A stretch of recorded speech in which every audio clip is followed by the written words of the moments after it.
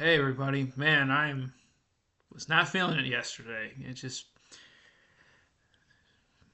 got a bunch of stuff done, got a pile of stuff here to go through, but man, I was out of it. I need to get back to work. This is crazy. You put almost 7 years of your life into something, and out the window it goes. But whatever, whatever. So last night I was up. I watched all of this steelbook I got in Pale Rider, Clint Eastwood, 1985. His only Western in the 80s.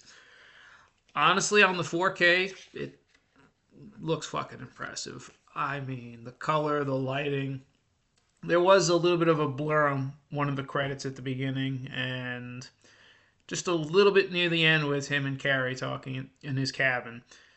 But again, we're talking a 41-year-old movie now, and it is what it is now. Maybe there could be something on my disc, but that's all I have to complain about.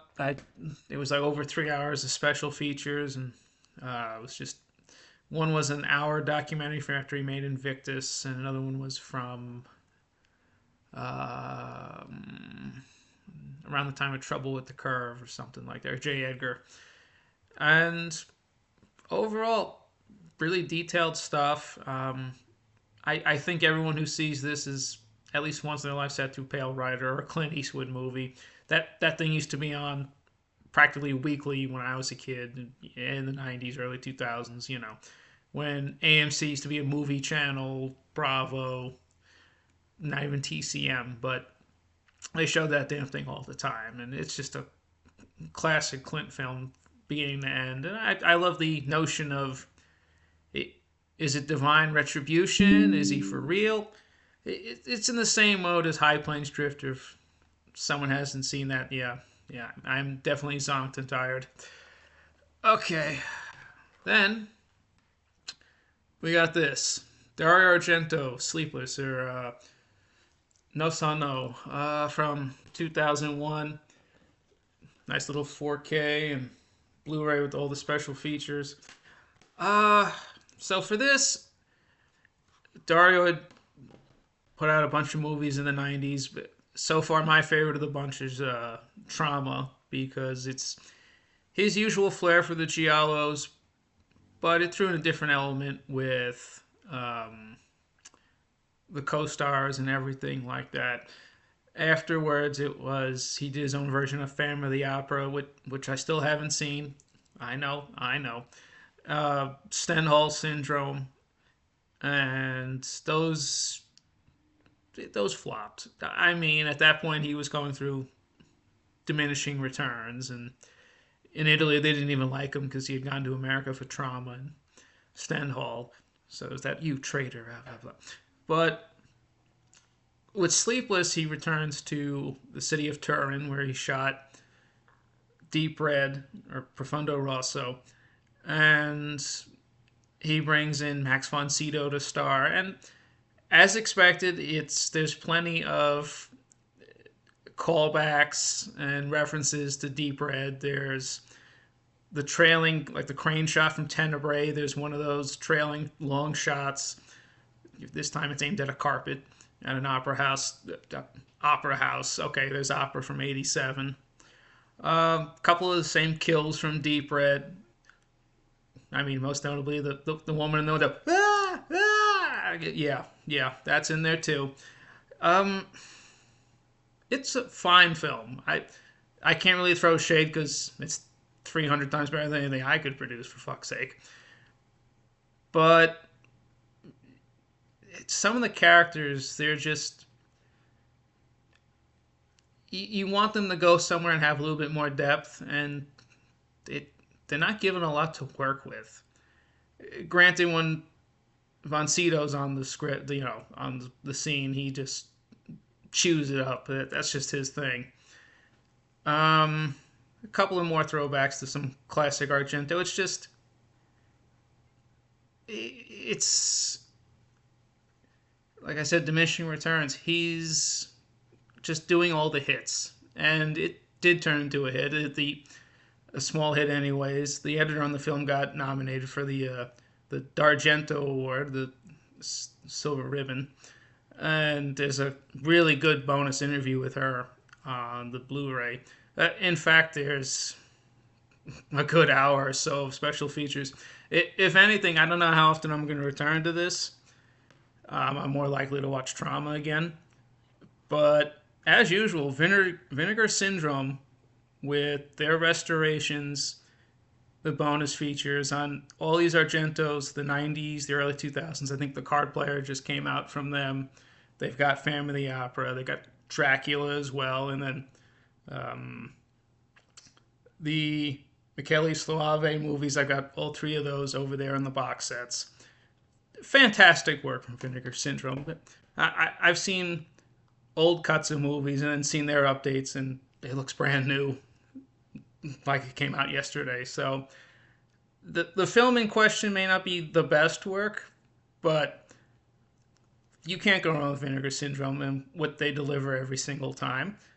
I wish I checked it out for nothing before I spent $30 on it, but you know what? Film quality aside, Vinegar Syndrome does great work. Okay, that's enough on that. I'm a little tired, sorry. You know what? And we'll go with this one too. We'll go with this next.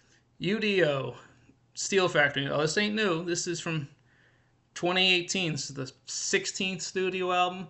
For those not in the know, UDO from spin-off of the band Accept, lead singer Udo. And this took me 8 years to get this. I know, pathetic. And I just checked again because I had a stupid feeling that I got the wrong version. This is the standard 13-track one. There is another version with 2 bonus tracks and a digipack. But I gotta tell you, for the standard edition, this is flawless. This is a phenomenal late era album.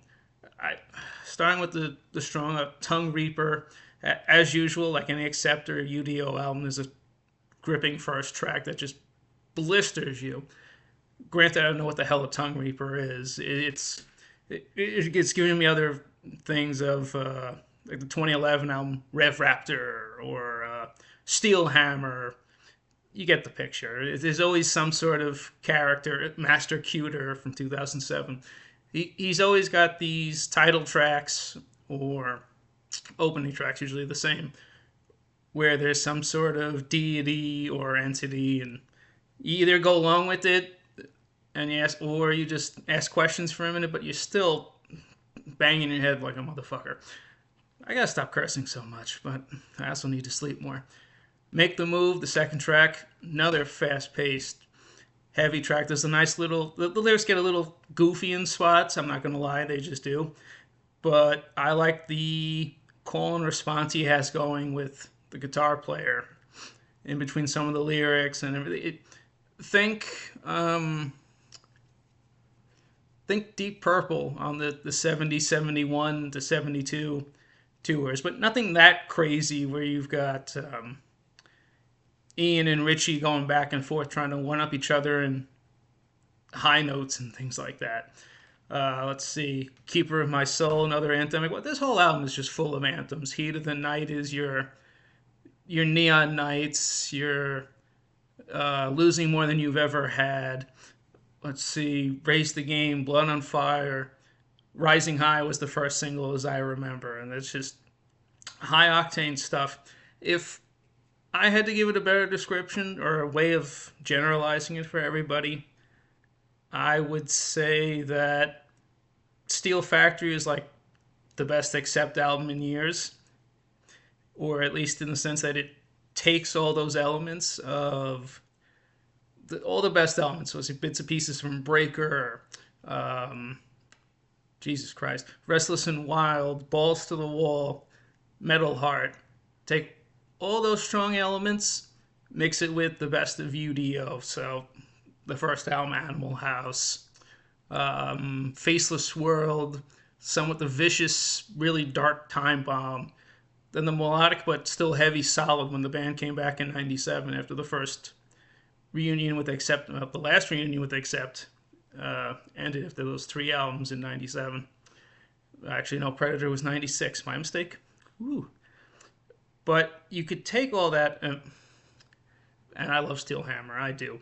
If anything, Holy would be the last really good reference. But with Steel Factory, you could take all those heavy elements, all that the melody, the mid-tempo ballad, the hooky choruses and riffs, and you just throw them into a blender, and this is what you get.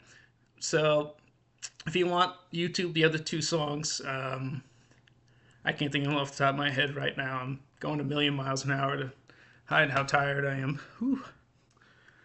Yeah, keeping it real. I should just edit this down, but whatever. I'm just on a roll. Whew. Sorry, guys. Hey, do me a favor. I'm not gonna ask for any subscriptions or anything like at this stage because this is way too low budget and infrequent. But give me a like or throw a comment. I will definitely answer. I've got either on the page or send me an email. I really don't care. You know what? I'm gonna take a break. Come back in about 5-10 minutes and do another one of these because my voice is shot. But tune in a little bit later. Thanks. Sorry for my rambling. I'm getting better. I said I would. And it means a lot. Thanks for giving me a chance.